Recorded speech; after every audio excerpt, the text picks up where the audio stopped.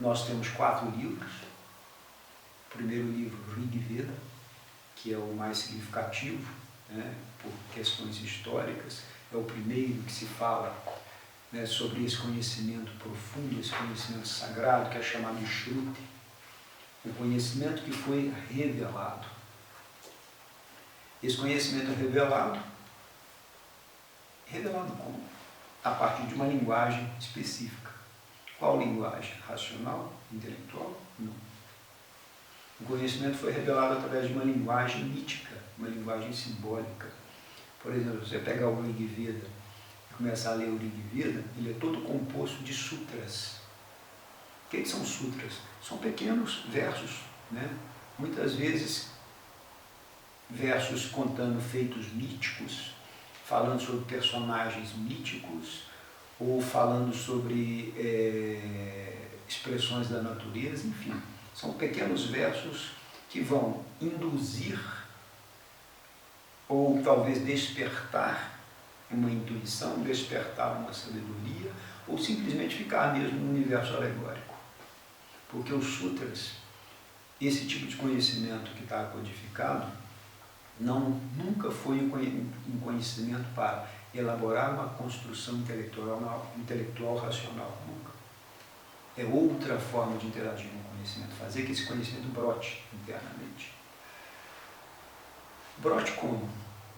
A partir desse estudo, por exemplo, tem um textozinho falando sobre o primeiro, vamos pegar o personagem principal do Rig Veda, Indra, né, que é um grande guerreiro, que é um grande, né, um grande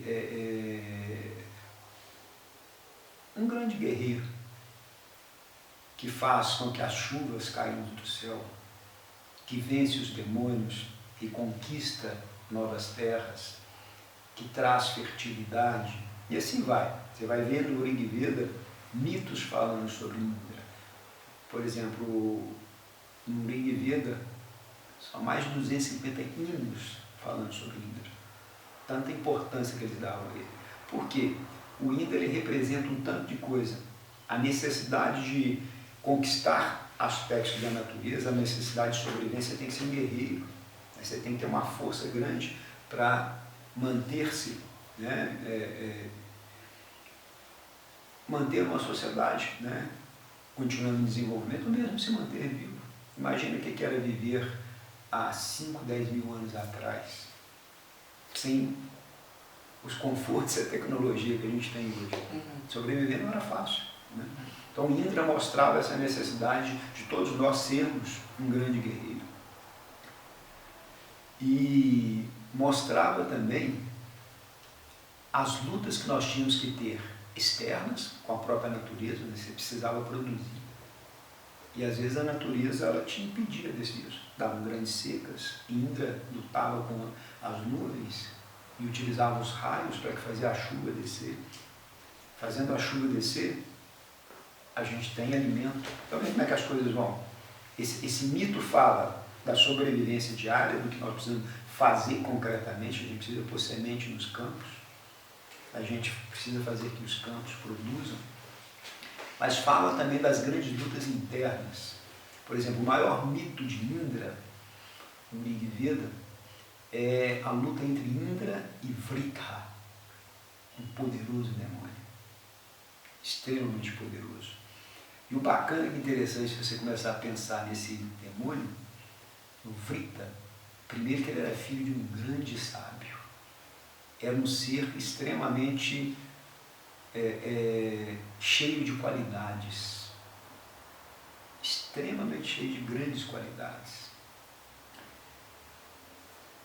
E Indra teve uma grande batalha com Vritra para que ele conquistasse, né, esses poderes de Vritra e fazesse a terra perpetuar, né, a sua produtividade, a sua fertilidade, enfim, porque Vritra, ele retinha as águas no céu.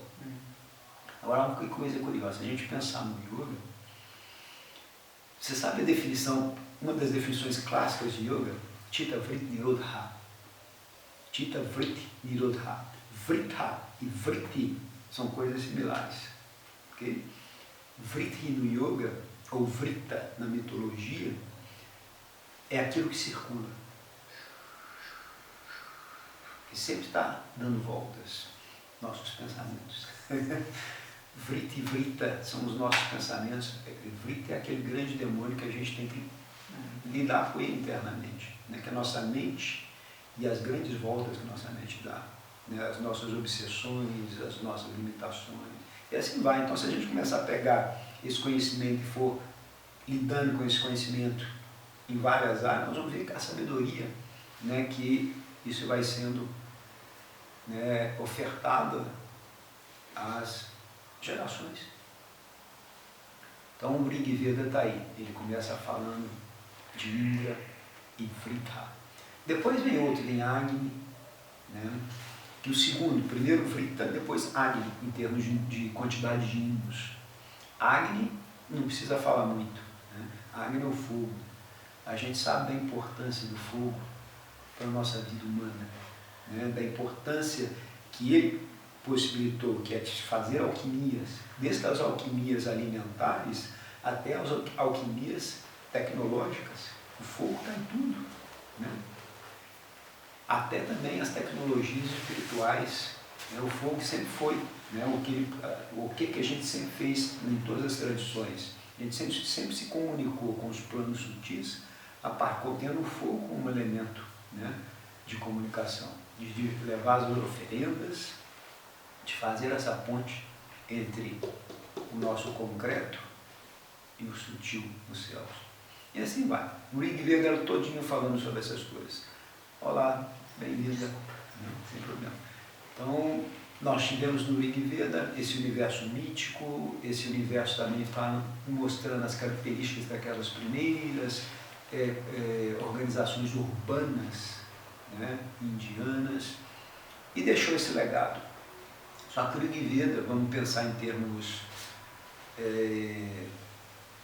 históricos, temporais, vamos pensar, que é muito difícil de determinar isso. Vamos dizer que ele foi escrito, que ele foi codificado na sua forma principal há 2000 e tantos, 2500, 3000 a.C. Depois desse Rig Veda, outros Vedas foram sendo reelaborados, no final das contas 4 Vedas. Rig Veda, Samaveda, Yajurveda, Atharva Veda. Cada um reelaborando esse conhecimento conforme o período que ele foi cantado. Porque olha que interessante também, esses textos todos são cantados, são recitados como hinos, né? Então eles eram transmitidos por memorização. É um negócio fantástico, fantástico, fantástico. E bonito, muito bonito. Então, do Rig Veda veio o Samaveda, que é como se fosse um prolongamento desse primeiro, um ajuste. Depois veio o Yajurveda, que tem características interessantíssimas. Por exemplo, o Yajurveda. A gente tem 2 Yajurveda. Yajurveda negro e Yajurveda branco. Tem Krishna e Yajurveda. E o Yajurveda negro, olha só que interessante. Quando a gente está falando de filosofia, se a gente fala Yajurveda negro, as pessoas logo começam, opa, o que vem na mente?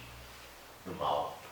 Vem uma construção, uma colonização, né, intelectual.